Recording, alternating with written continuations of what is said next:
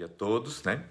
E estamos aqui para concluir o livro de Malaquias, pastor. Isso, e é um capítulo curtinho agora, né, pastor? Curtinho, né? Curtíssimo.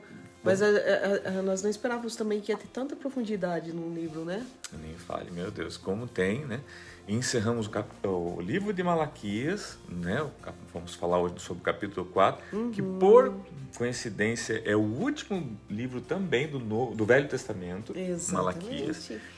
E por coincidência, pastor, vai falar dos últimos dias também, né? Da volta do Senhor. Olha só que interessante. Último capítulo, né? Do Velho Testamento. Do Malaquias, que é o último livro do Velho Testamento que fala dos últimos dias. Não, para quem gosta de coincidência, quem gosta aí de situações aí correlatas, né? Fica aí para você. Coincidências? Fica aí para você. Né? Ai. Então é isso, gente. Então assim, como a pastora falou, ainda que é curtinho, tá? Mas ele vem dentro de um contexto do capítulo 3. Até eu escutava um judeu, né? Um judeu falando, como vocês sabem, eu acordo cedo, né? Para relembrar muitas coisas. E porque falar para vocês que a gente lembra tudo, claro que não, a gente tem que relembrar, né? Muitas coisas. E hoje eu estava vendo um judeu falando, e ele estava falando na Bíblia judaica, né? Eles nem separam, eles nem têm o capítulo 4. É o capítulo 3 só que eles incluem esses 9 versículos. Eles não separam a 4, né? O 4 ficou por conta aí do cristianismo, né? Não do judaísmo. Mas é o mesmo texto, é as mesmas palavras, eles só não separam, né? Fica aí com uma curiosidade para você nesta manhã, ok? Então bom dia para quem chegou agora. Isso, bom dia para você. E vamos lá. Isso. Eu não sei se você que acordou cedo conseguiu conectar o pastor Marcos hoje, mas eu não consegui. Eu acho que ele não deve ter, né, conseguido acordar, tadinho. Tem estado tão cansado, né? Mas ore por ele, viu, gente? Quando isso possivelmente acontecer, não sei se pode ser que eu não tenha conseguido. Mas caso ele não conseguido, né? Às vezes é o cansaço mesmo, gente, que ele está aí numa batalha grande aí todos os dias, tá bom? Vamos lá então? Vamos lá. Pastora, então vamos lá. Malaquias capítulo 4, abra sua Bíblia, tá? Tem sempre sua caneta na mão, ou, né, se você tem aí o iPad, eu gosto de colorir, né? Eu gosto de colorindo as coisas. A pastora tem a dela aqui, a Bíblia aqui escrita, você pode ir riscando, circulando, tá bom? Anotando, fazendo suas anotações. Vamos lá então. Pois certamente vem o dia, ardente como uma fornalha. Todos os arrogantes e todos os malfeitores serão como palha, e aquele dia que está chegando ateará fogo neles, diz o Senhor dos Exércitos. Não sobrará raiz ou galho algum. Ok.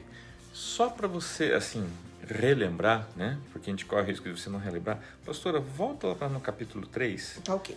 Tá? Ali no versículo 17, tá? A partir do versículo 17, irmãos, porque o povo estava lá reclamando que era inútil servir a Deus, né? Enfim, no versículo 17, então, está concluindo o capítulo 3. Diz assim, no dia em que eu agir, diz o Senhor dos Exércitos, eles serão o meu tesouro pessoal. Eu terei compaixão deles como um pai tem compaixão do filho que lhe obedece.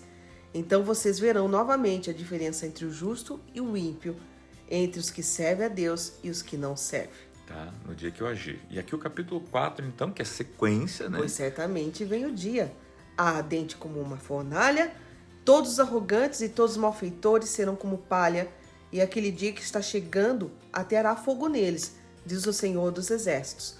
Não sobrará raiz ou galho algum. Tá, então assim... Está falando que eles são como palha, né? Como galhos. Que o fogo e que o Senhor vem como um fogo que vai atear fogo neles. Consumidor, né? Tá? Então, só para você ir posicionando, tá? Fala que esse dia está chegando. Vem aqui o meu alarme que fica pulando, né? E aqui, gente, esse dia aqui se refere, se você lembrar, muito importante. Eu quero lembrar você que aqui, nesse período aqui de Malaquias, Jesus ainda não tinha vindo, né? Jesus ainda não tinha nascido. Então, sim, aqui se remetia à promessa do Messias, que viria trazer justiça, fazer justiça. Então, não há dúvida que aqui fala do Messias, da primeira vinda do Messias, né? De Jesus vindo, trazendo, sim, a terra, né? Justiça à terra. Tá? O que aí entra a discordância, né, do judaísmo e o cristianismo, é que justamente o judaísmo esperava que ele já viesse para reinar. E na verdade, Jesus veio para corrigir e salvar, né? Ele veio para colocar em ordem, morrer na cruz por nós, tá? Agora nós esperamos a sua segunda vinda para reinar. Então agora nós estamos esperando na segunda vinda de Jesus para reinar, tá? É justamente aí, né, os paralelos entre, né, a crença judaica e o cristianismo, tá? Mas observe que, independente dessas divergências, ele vem como o sol da justiça. Isso é importante a gente, né, estabelecer aqui, tá? Vamos lá.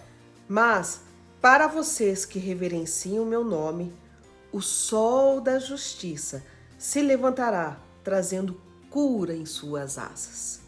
E vocês sairão e saltarão como bezerros soltos do curral. Está falando de forma metafórica, né? Figurado, mas dizendo o seguinte: a vinda dele vai trazer libertação, né? O que fala esses bezerros soltos no currais? Ou seja, vocês vão ser livres, né? Saltitantes, aquela coisa, aquela alegria, liberdade, né? No Senhor, que ele é o sol da justiça, né? Ok? Depois esmagarão os ímpios, que serão como pó sobre a sola dos seus pés, no dia em que eu agir, diz o Senhor dos Exércitos. Aqui, gente, é para ficar bem claro. Porque lá remeteu no 17, né? No dia em que eu agir. É. Então tudo isso vai acontecer no dia que eu agir. Então aqui vai ficar bem claro, assim, que vai haver justiça. Vai. Não pense que o ímpio ficará na impunidade, como nós vemos hoje. Tá? E por isso, pastor, que o judaísmo às vezes não consente na ideia de que Jesus já veio, que Jesus é o Messias, né, no caso, porque na ideia dele ele não viu o castigo do ímpio ou da impiedade, que na verdade a vinda de Jesus, né, ela foi, digamos assim, pautada. Na verdade, ele venceu a morte, ele venceu o pecado. Então, sim, ele venceu a maldade, né? Ele venceu a impiedade na cruz, derramando o seu sangue. A segunda vinda, ele vem realmente para castigar, né, quem quer permanecer na impiedade. Porque veja, aí você entende a dimensão da graça. Então, você veja a dimensão da graça, do favor. Não haverá desculpas para quem quer viver na impiedade. Quem está vivendo na impiedade hoje não vai poder ter desculpa, né? Porque ele já veio, ele já tirou, né, a culpa do pecado, da lei do pecado que operava sobre nós. Porque antes até a gente dizer, mas é o pecado que domina sobre a minha carne, tal, que eu não consigo fazer certo. Hoje não. Hoje nós já temos o sangue de Jesus que pode, né, nos livrar, inclusive dos pecados, dos erros que a nossa carne, né, que às vezes involuntariamente, né, ela faz com que a gente peque ou erre. A Bíblia fala que se você pecar, ele é fiel e justo para perdoar os seus pecados, desde que você se arrependa, desde que você, né, clame a ele, clame pelo sangue de Jesus. Então, tá, as oportunidades que o Senhor vai dar. Mas enfim, exatamente, o ímpio sim será punido por sua impiedade, ok? Lembre-se da lei do meu servo Moisés, dos decretos e das ordenanças que lhe dei em Horebe para todo o povo de Israel. Vejam, eu enviarei a vocês o profeta Elias antes do grande e temível dia do Senhor. Ele fará com que os corações dos pais se voltem para seus filhos e os corações dos filhos para seus pais. Do contrário, eu virei e castigarei a terra com maldição. Então aqui, gente, o verso 5, tá?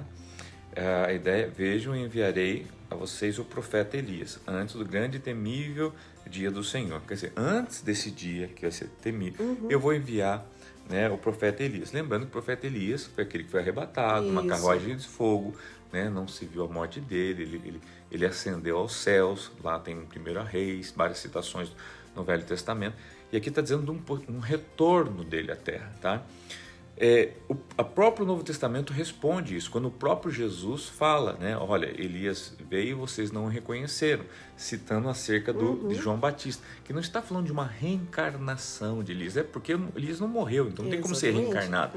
Mas ele dizia o seguinte: João Batista, ele está se movimentando no mesmo espírito de Elias. Tá? Ou seja, o Espírito de Deus que operava na vida de Elias e de João Batista era o quê? Um espírito de justiça. Arrependei-vos, né, para que vocês sejam salvos. Arrependimento para salvação. Tanto lá de Elias, até quando conchereis entre dois pensamentos? Decida hoje quem quer servir, a Baal ou a Deus. O João Batista, né, ali batizando. Raça de víboras, né, arrependei-vos, né, das vossas vidas, não sei o quê. e se entrega a tua vida aqui batizando, né? Em nome do Pai, do Filho e do Espírito Santo aqui, para que vocês possam ser salvos. Então, trazendo a palavra de arrependimento, tá? Se você for ver lá no Monte das Transfigurações, quem que aparece ali junto com Jesus? A Bíblia fala assim que Moisés e Elias, né? Os dois que, em tese, não se viram, né? Os seus corpos, né? Elias foi arrebatado, Moisés, né? A gente sabe que houve uma briga por seu corpo por causa do livro de Judas, né? Mas não se viu ele morto, né? Fala que Deus mandou ele subir para o monte lá e lá o Senhor recolheu ele. Mas enfim, então aqui observe que, vejam, eu enviarei a vocês o profeta Elias antes do grande e temível dia do Senhor. Ou seja, sempre antes do grande e temível virá alguém pregando arrependimento. Exatamente. Agora, porque o Senhor dá oportunidade para todos. Isso. Sempre. Ninguém vai poder se queixar que o Senhor não dá oportunidade. Isso aqui você consegue entender algumas coisas do tipo. Gente, cada vez que vem situações como... permita-me colocar assim como algo para você pensar, tá? Eu não quero colocar isso como uma verdade absoluta, mas como uma verdade relativa para forçar você a pensar. A pastora olha assim, bem, gente, porque é o meu despertador que desperta ali, e ela olha bem com quem diz, eu não falo para você desligar esse despertador eu falo todo para ele, dia. desliga o alarme. Né, o alarme. Desliga o alarme. Mas é para ela lembrar de mim, né? E vocês também, vai. Ó, é interessante, gente, porque fala assim, ó, então só para você pensar, tá? Será que cada vez que nos surge uma situação como, exemplo, uma pandemia, uma catástrofe, você já percebeu que isso gera no coração das pessoas um temor? Isso. E as pessoas começam a se arrepender? É verdade. Tá? Será que não é uma espécie de um movimento, como um espírito dele, superfácil com quem diz, gente, são sinais, né? O Senhor para de olhar para o próprio umbigo. O Senhor está voltando. Veja só, né? Torne para Ele. Tá? Então, assim, é uma conjectura, por favor, não estou colocando isso como uma verdade absoluta, mas vale pensar nisso, vale meditar, vale considerar, né? E parar para pensar, porque uma coisa é verdade. Na hora da morte, já percebeu, pastor? As pessoas chamam as outras pessoas para pedir perdão. Nossa. As pessoas, né, fazem promessas. Porque se eu sair dessa, não é isso? Se eu sair dessa, eu vou ser melhor, eu vou doar os meus bens aos... a pessoa vira um anjinho, né? Vira. Na hora da morte, gente, a pessoa faz qualquer negócio, tá? Então, assim, é impressionante como funciona essa técnica, né?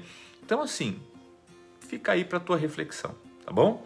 Tá? Mas a grande verdade é que nós vemos, sim, e por várias vezes você estudando, lá mesmo no Apocalipse, quando você estuda o Apocalipse, nós acabamos de concluir o livro, quando fala lá das duas testemunhas, também fala, né, a conjectura, né, que se quer Moisés e Elias, que vêm como duas testemunhas para pregar, né, o Evangelho, fazendo sinais, maravilhas, que vão ser mortos, depois vão ressuscitar. Se você não sabe, assista os nossos vídeos lá que você vai ver sobre isso.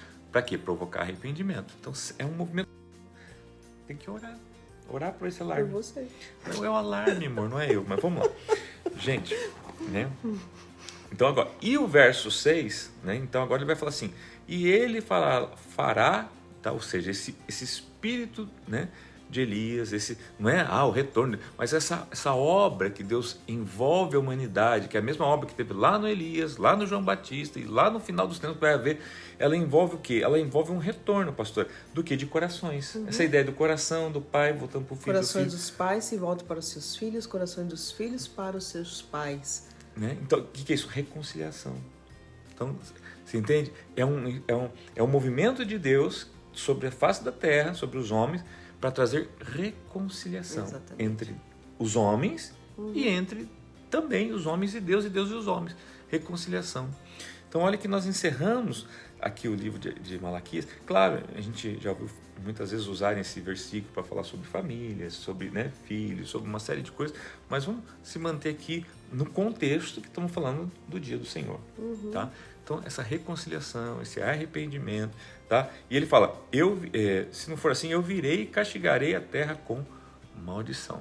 Ou seja, quem não se arrepender, não é que Deus vai castigar com maldição, é que o que vai sobrar é a maldição. Ou seja, ele está dando, né, às pessoas a oportunidade, né, do arrependimento, a oportunidade da reconciliação dentro da família.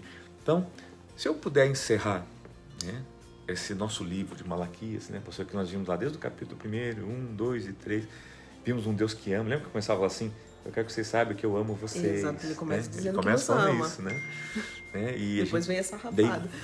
Daí ele vem corrigindo, mas você vê que é por quê? Porque ele quer trazer ele ama. para ele, porque ele ama. Porque ele ama. Né? E aqui ele finaliza fazendo o quê? Mostrando, trazendo os pais para os filhos, filhos para os pais, com quem diz, gente, ame e torne, né, uns para os outros, né? Tá bom? Então, queridos, eu quero que você aproveite isso, essa oportunidade para se reconciliar, né? Use esse livro, use esse estudo, reconcilie-se com alguém da tua família, reconcilie-se com alguém que você não fala faz muito tempo, né? Que não há coisa melhor do que o amor, do que um coração em paz. Pastor, mas me magoaram muito. Gente, pensa assim, pode ser que essa pessoa nunca mais volte a ser a mesma pessoa para você, a mesma amizade, a mesma confiabilidade, mas é muito importante o teu coração estar em paz e permitir que o coração dessa pessoa também tenha a oportunidade de estar em paz.